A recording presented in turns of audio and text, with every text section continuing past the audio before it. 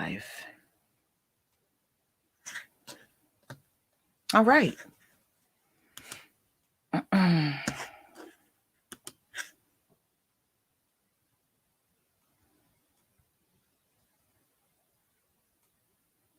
Yeah, there we go. Perfect, perfect, perfect. All right. All right, y'all. Shalom, shalom to everybody.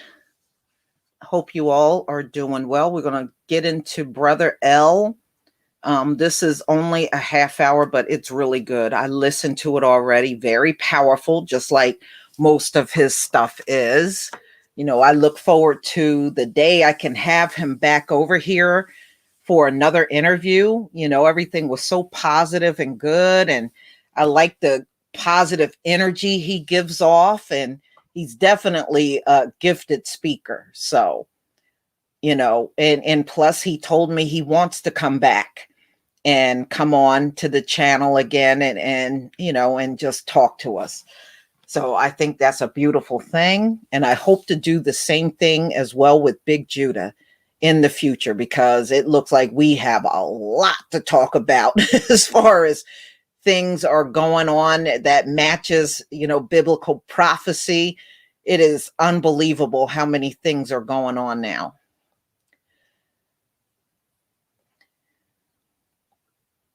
Things are changing fast, and we just got to learn how to keep up.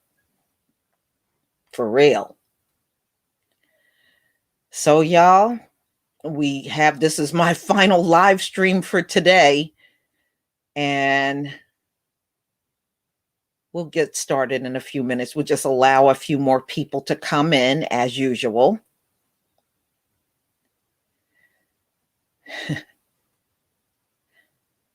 All right.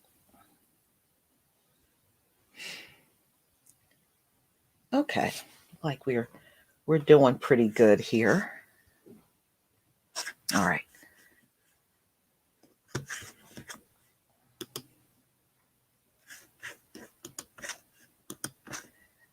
Okay, y'all.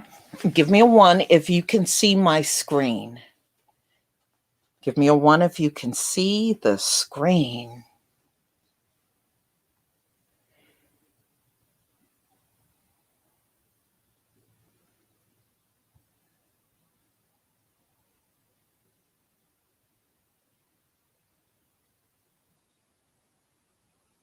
No, MC, they are horrible with notification. We know that's been an ongoing problem with YouTube. Thank you so much for all of the ones, ladies and gentlemen. All right, let me go ahead and we will get started. We believe in the truth that is in the Bible. We believe in the resurrection of the dead. You are Lazarus. You are the dry bone. You are the prodigal son. You are the lost sheep. You are the people about whom the Bible is speaking, who will stand up in the last day when the trumpet is sounded. We believe we are the people of God's choice. That's what we believe. We believe we're the chosen people. When the Bible mentions Babylon, it means America. When the Bible mentions Sodom and Gomorrah, that's America. When the Bible mentions Egypt, that's America. This is Rome. This is Babylon. This is that wicked kingdom that God is going to come and set fighting to in the last day. And you're living in that day right now. And I'm glad.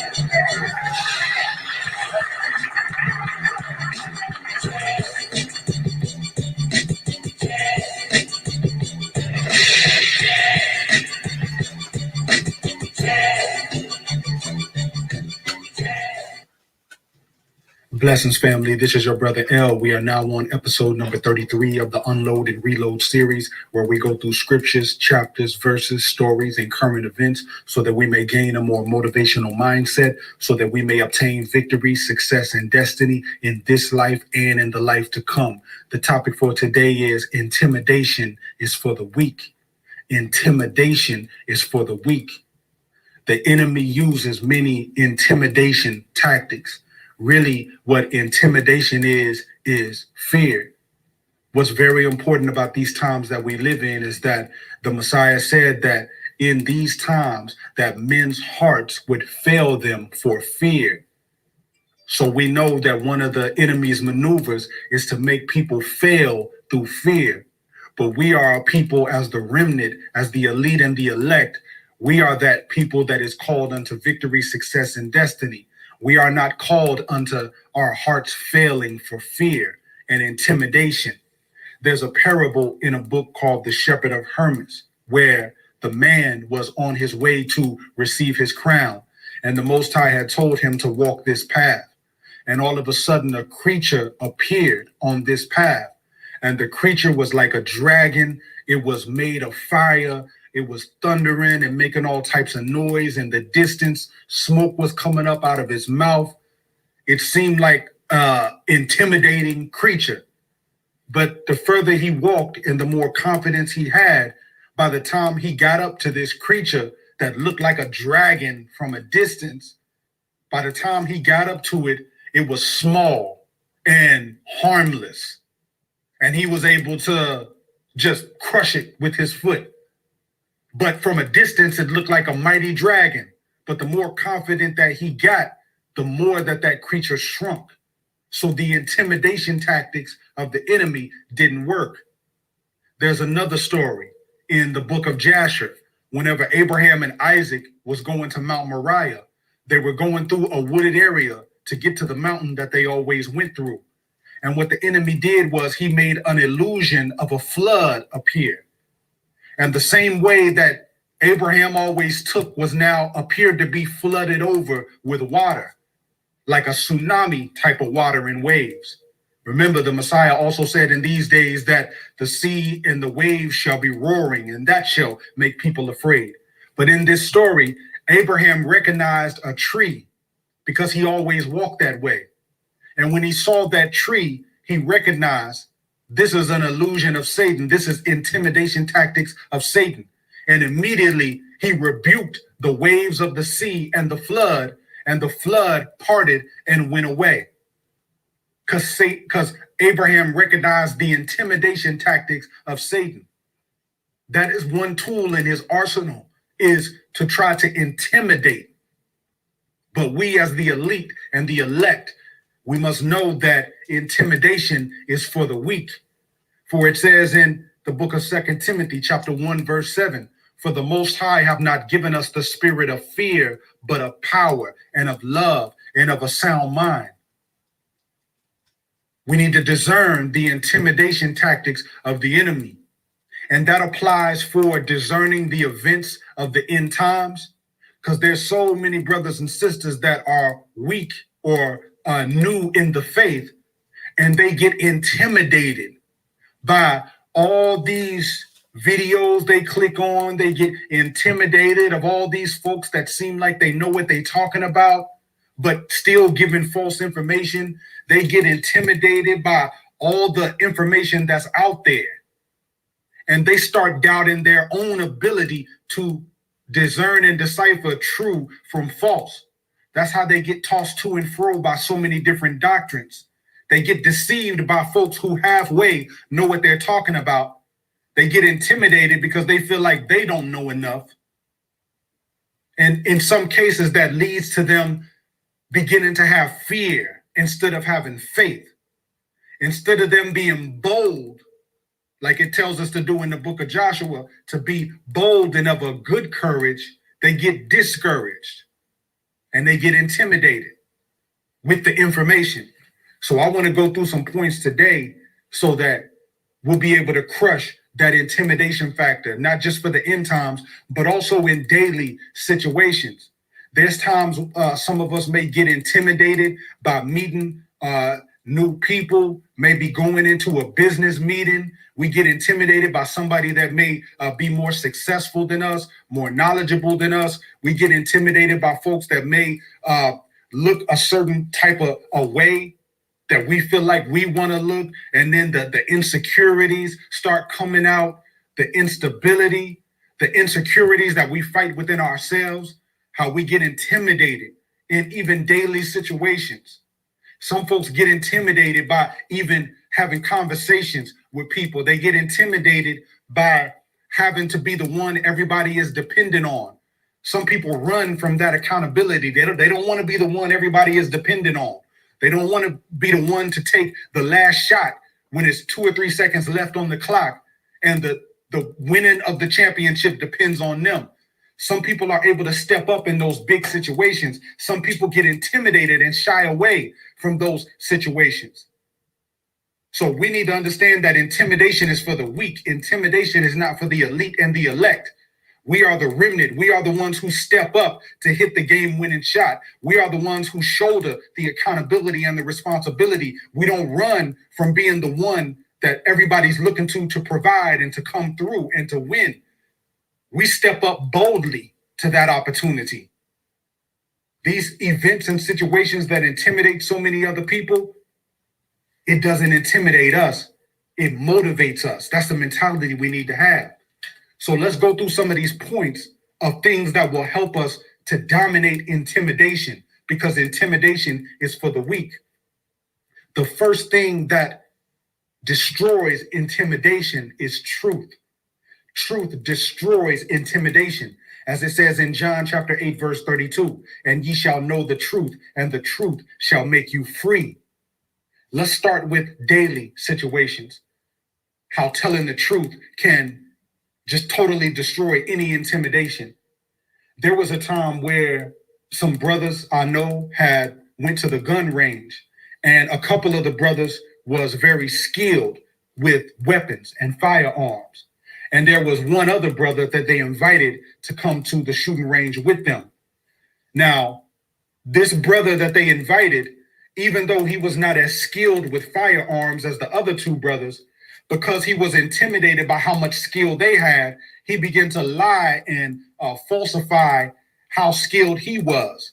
And, started talking some of that big boy talk when in all actuality, he couldn't back it up, talking about how good he was with the AR and the AK and throwing out all these different types of weapons.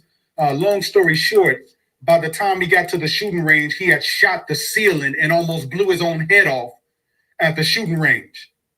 So to the point where the chaperone that was in the range had to confiscate the weapon from him, discharge it so that he wouldn't hurt himself or somebody else. But this was the same person that was talking all that big boy talk when really he was doing that because he felt inadequate in the presence of these other two brothers that have more skills than him. So in this situation, instead of doing what he did, the way to deal with the intimidation would be tell the brothers the truth. Instead of saying, yeah, I'm good with the AR, I'm good with the AK. Tell the truth, like, brothers, the shooting range isn't my thing.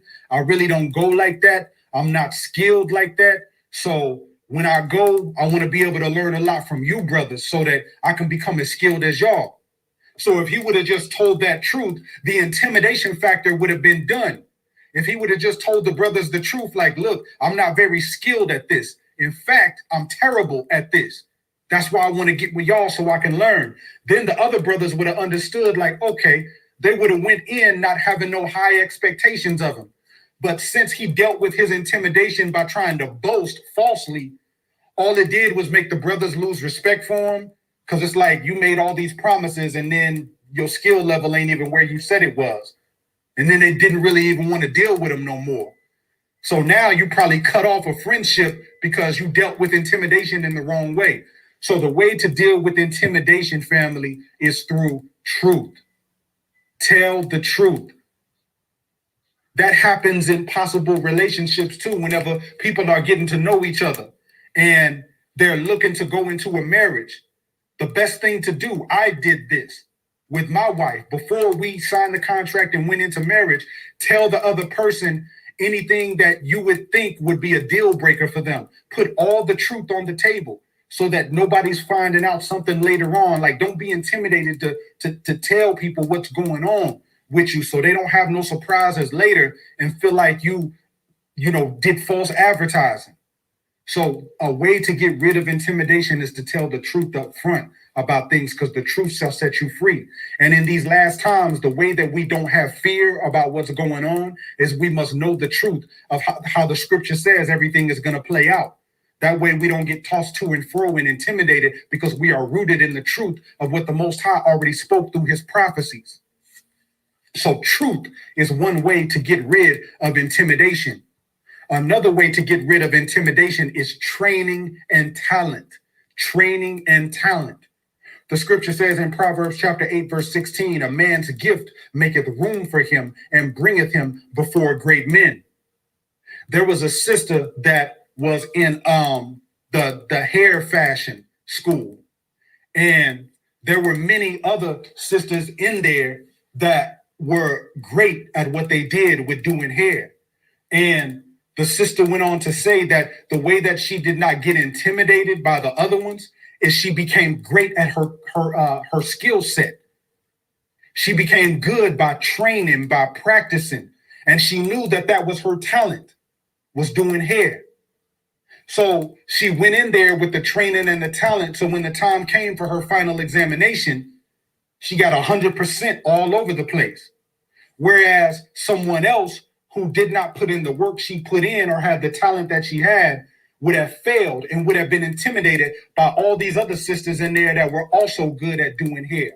So a way to get rid of intimidation so that we're not looking at other people who do things so much better than what we think we do is for us to recognize our talents and then to train and perfect those talents. Because when you know that you know that you know that you're good at what you do, you're not going to get intimidated by nobody else that's good at what they do either.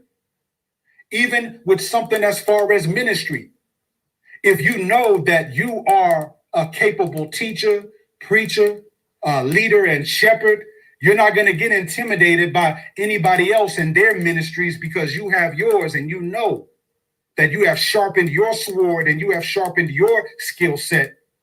So you know that the Father's going to give you increase from what you are doing. So it works with doing hair, all the way to ministry, all the way to running business, whatever it is that you do.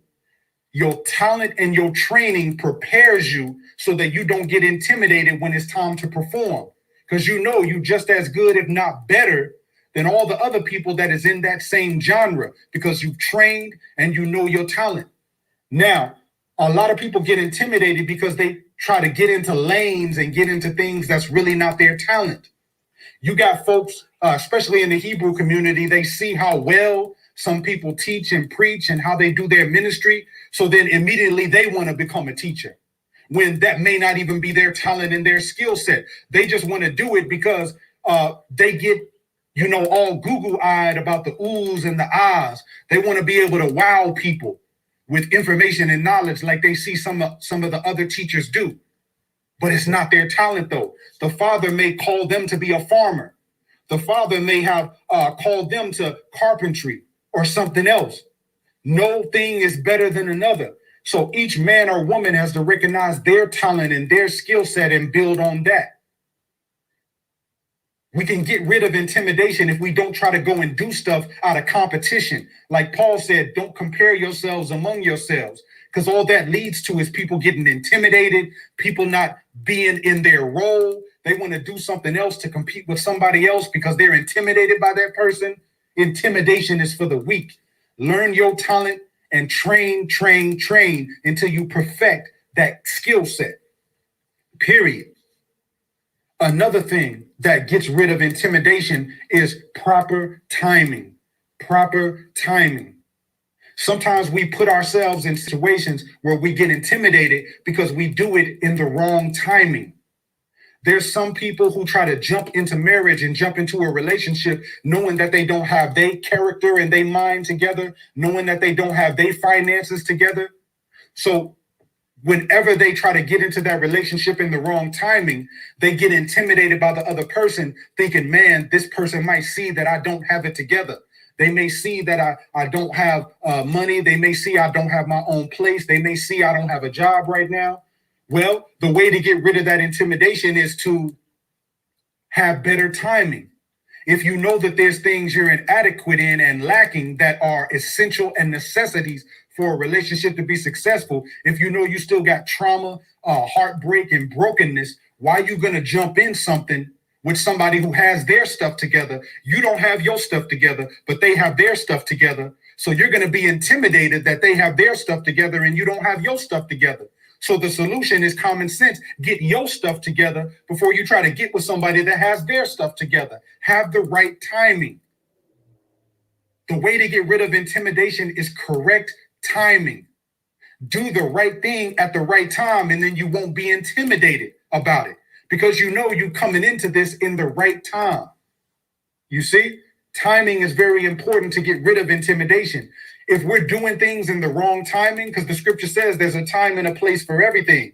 So if you know you're in the wrong place at the wrong time, that's going to make you be intimidated. It's going to take away your confidence because you know you're out of your element. Proper timing helps us be within our element so that we don't get intimidated. If I don't know how to play baseball, but I step out there on a all-star baseball team with people that's out there, you know, that know what they're doing and I don't know what I'm doing, of course I'm going to be intimidated when I see them catching fly balls and catching ground balls between their legs and throwing fast balls. Of course you're going to be intimidated because you're out of your element. You don't know nothing about baseball. You've not learned enough. The timing isn't right. So it's important for us to do things at the right time and not be out of our element. Because being out of your element and doing things in the wrong timing creates intimidation. Now, another thing, let's read Ecclesiastes chapter 9, verse 11, because it reinforces the point I just made. It says, I returned and saw under the sun that the race is not to the swift, nor the battle to the strong, neither yet bread to the wise, nor yet riches to men of understanding, nor yet favor to men of skill, but time and chance happeneth to them all.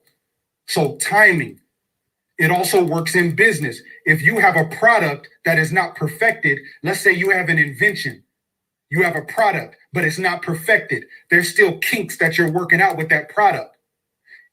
It's not the right time for you to make a big contract with somebody that will put your product out there if it's not truly ready yet. So of course you're going to get intimidated because your product is not ready for launch. If you launch something when it's not ready to be launched, the public is not going to appreciate that product because it's not complete. So timing matters in business, relationships, the kingdom, everything. It matters. Timing, proper, correct timing of things gets rid of intimidation. Another thing that gets rid of intimidation is talking. If you're about to meet somebody that you're intimidated by, let's say, the way to get rid of that intimidation is simply to talk. These are one of those circumstances where small talk can get you a long way. One of my favorites, whenever I'm going into a business meeting or around somebody that, you know, that feeling of intimidation tries to come up, or whether it's just meeting somebody new, the way to get rid of that intimidation is simply to talk to the person. Yeah, so, yeah, I like those shoes. Yeah, so, well, what you think about X, Y, Z? Oh, yeah, here's how I feel about that. Small talk helps get rid of intimidation because the more you talk to the person, the more you become familiar. So talk, cracking jokes, all that gets rid of intimidation. It even works with the Father. That's why prayer is so important. Prayer is simply talking and communicating with the Father. Some people get intimidated about prayer. You know, Brother L, I don't know what to say. I don't know what to say to the Father. I feel like I just be repeating myself and just sitting there. Look, just talk to the Father. Just talking to the Father will help you not be intimidated by prayer no more. Some people get intimidated with prayer and then they stop praying. Nah, just talk to the Father, man. Talk to him. That gets rid of the intimidation. And here's some other things that help with intimidation. If you have those feelings creep up, do something to release the tension. Because all intimidation is tension. It's mental tension. It's whenever you get intimidated, your body gets tight. So you have to release that tension so that you're not so uptight and tense. That's what intimidation causes, is tension. So a couple things that help with releasing tension is working out. Maybe if you have an important business meeting or you meeting up with somebody you're interested in having a long-term marriage relationship with, to release that tension, maybe you go to the gym, you know, a few hours before the meeting. Another good thing that releases tension, some people, I know myself, if I'm going into a business meeting that is intimidating and a lot is on the line or whatever the case may be, have a little wine. I'm not talking about getting drunk before it, because we know drunkenness is sin, but alcohol consumption is not sin as long as it's within moderation and not to drunkenness. So wine, a little bit of alcohol releases the tension. We're just being real. We're grown here. That releases the tension. And if you married in a qualified, approved marriage of the Most High, having intimacy with your spouse also helps release tension as long as it's done in righteousness. Sexual intimacy with your lawful, righteous, set-apart spouse releases tension when done correctly. So these are things that help release tension. Working out, sexual intimacy under the law with your spouse, little bit of wine. Even the Apostle Paul says that drink a little bit of wine for the belly. That releases tension. These are natural ways to release tension. Fasting, prayer, meditation, sitting in silence. Sitting in silence releases tension. For some people, certain types of music releases tension to ease up the atmosphere. Whatever it is that you do, as long as it's not sin or as long as it's not a bad habit or an addiction and it helps you release tension, do it. That helps to get rid of intimidation. Another thing that gets rid of intimidation is having a team. If you're going to a business meeting, bring a team with you. Having people that you know and are familiar with adds on to your confidence and strength. Now, if it's something you have to do by yourself, then use some of these other tactics I'm talking about that gets rid of intimidation. But if it's something where you can bring people along, bring people with you that you're familiar with, as long as there's nobody that'll mess up your opportunity by saying something stupid or doing something stupid at the meeting. Bring people that, got common sense, got a head on their shoulders, that you're familiar with. Bring a team with you, because bringing other people with you, that eases the tension. This is why people do quote unquote group dates where, there's couples that go out with each other, because it eases the tension of just a one-on-one intense type of date atmosphere. Bringing a group, bringing a team of people. So that helps get rid of intimidation. Whenever I go to business meetings, I like to bring people that's on my team with me, because that gives me added confidence. Even in regular social situations, have a team. Whenever these things happen, as far as end times, with, the grid shutting down and war and persecution, it's going to be a great thing for you to be around another tribe and groups of brothers and sisters. That will give you more confidence to get through the persecution, to get through the hard time, is to do it with other brothers and sisters. So having a team with you, a capable team, not just some random Negroes that you done threw together, a capable team. Other people that add value to what's going on, that eases tension. That gets rid of intimidation, because you can always lean on them. Y'all can lean on each other and y'all stand strong together. Another way to get rid of intimidation is to telegraph the movements and take it all in. What does this mean? This means that whenever you get in a situation where you're intimidated, you're around people who know more than you, look better than you, wealthier than you, more knowledgeable than you, more spiritual than you, et cetera, et cetera, et cetera. What you need to do is telegraph their movements and take it all in. That means you need to be the observer. Observe the environment, observe the words people say, observe how people observe body language, feel the energy and vibe in the room, and just take all those things into account. Take it all in, and boom, then you start responding. Don't immediately go into a room where you feel intimidated, running your mouth too much. Yes, you can talk to, gauge where they're at, but don't talk too much. But go in there and, more than anything, telegraph the situation. See what's going on. Look behind the scenes. Feel the vibe, feel the temperature of the room, and then make your move. Take it all in. That helps with intimidation. It's to start off silent, then little by little, start making your presence more known in that room or amongst those people. See? Another thing that helps get rid of intimidation is to be a giver and at times a taker. Here's what I mean by that. The scripture says that a gift Everyone is a friend of one who gives gifts. So if you know you're going into a situation where you're going to be intimidated, come bearing gifts. It's amazing how much a gift eases up intimidation. There was a time where I was able to meet a very powerful man of the Most High in this walk. And it was going to be a one-on-one meeting I had with him.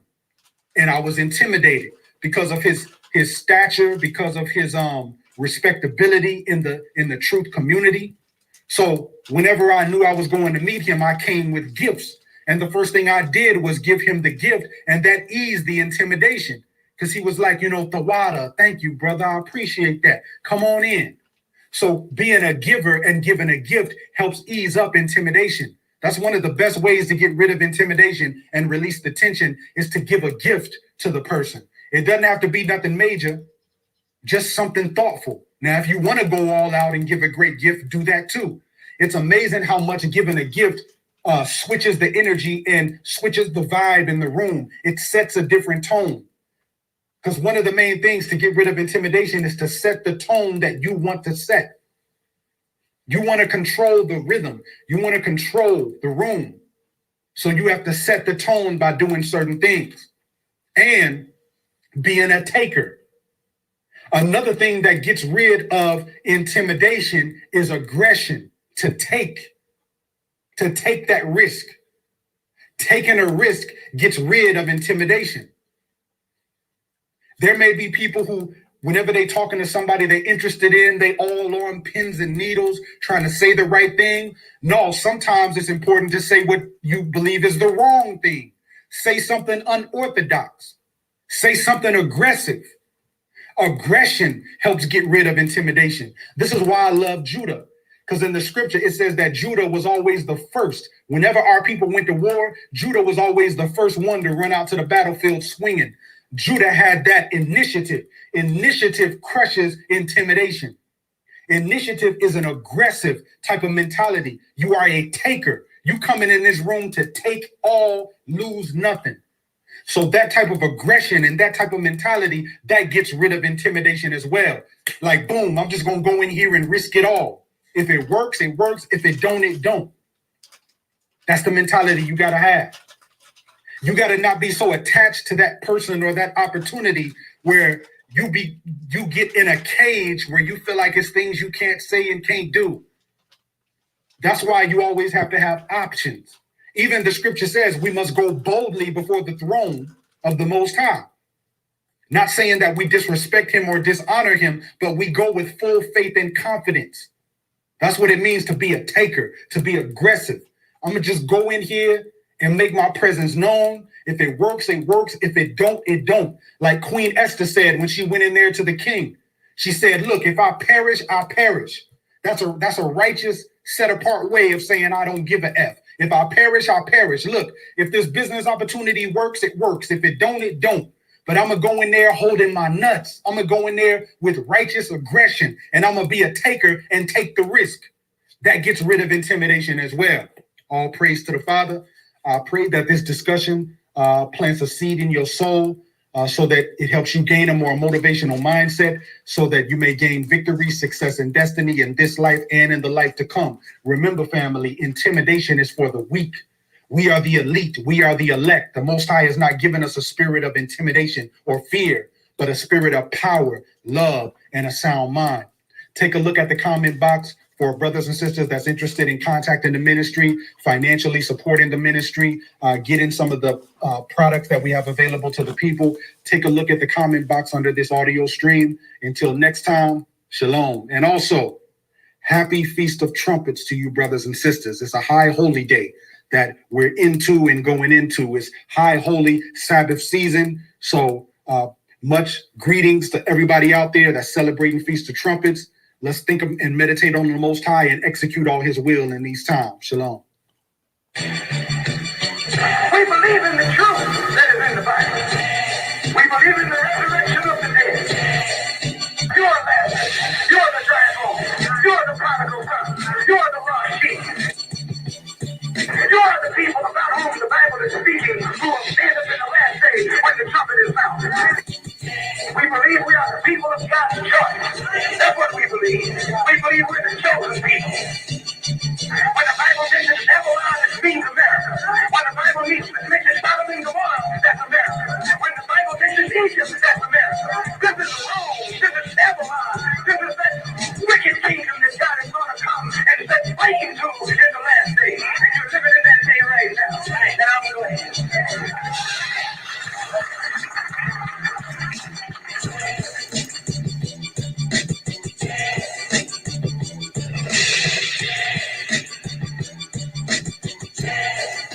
All right, y'all. That was great as usual. But you know, what he said is true. You know, our Father is not about cowardice. You know, he don't like a coward. So that is key. You know, we're not intimidated and we do things in confidence. I definitely agree with that message. So, everybody, this concludes our time together this week. We'll definitely be doing this again next week. I thank all of you. And I pray for every last one of you in all four corners of the earth. I pray that one day we are the head and the Gentiles quickly, rapidly become the tail. Give us our power back on this planet. Give us all of the gifts that we lost due to disobedience. Give us all of those gifts back tenfold. That's what I want for all of us.